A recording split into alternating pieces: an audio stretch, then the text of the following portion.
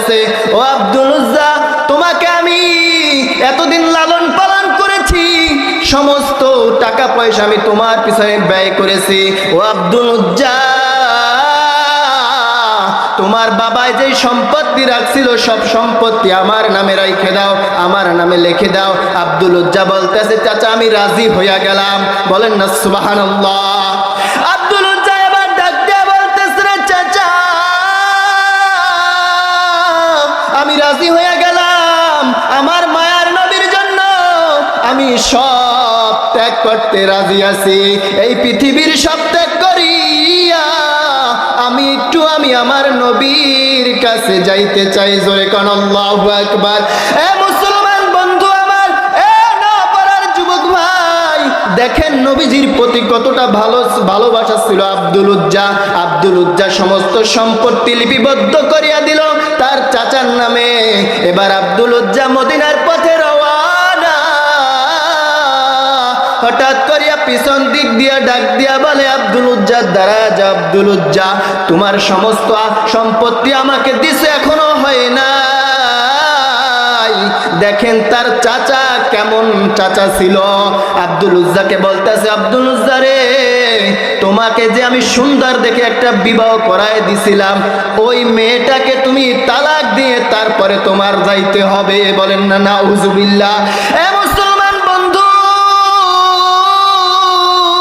আমার, আব্দুল উজ্জা ডাক দিয়া বলে, চাচা আমি রাজি হয়ে গেলাম। আল্লাহু আকবার। কেন? বিশ্বনবী মুহাম্মদুর রাসূলের ভালোবাসা তার ভিতরে ছিল। আব্দুল উজ্জা তার স্ত্রীকে তালাক দিয়ে এবার নবীজির পথ ধইরা, মদিনার পথ ধইরা চলছে মদিনার বুকে। জয় কন্না আল্লাহু আকবার। ওই মদিনায় কারা কারা যাইতে চায়? নারায়ে তাকবীর। মদিনা যাইতে পারলাম না, মদিনা দেখতে পারলাম না, মদিনা যাইতে পারলাম না, মদিনা দেখতে পারলাম না। আমি অসহায় তাই এত দূরে রই, আমি অসহায় তাই এত দূরে রই, শুধু সালাম জানাই, মদিনা যাইতে পারলাম না, মদিনা যাইতে পারলাম না, মদিনা দেখতে পারলাম না। আরো বেরোই পুবাল হাওয়া,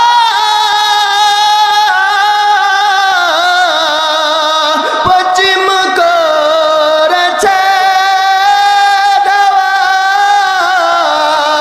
এই গরিবের দুঃখী সালাম, এই গরিবের দুঃখী সালাম পৌঁছে দিও মদিনায়, মদিনা যাইতে পারলাম না,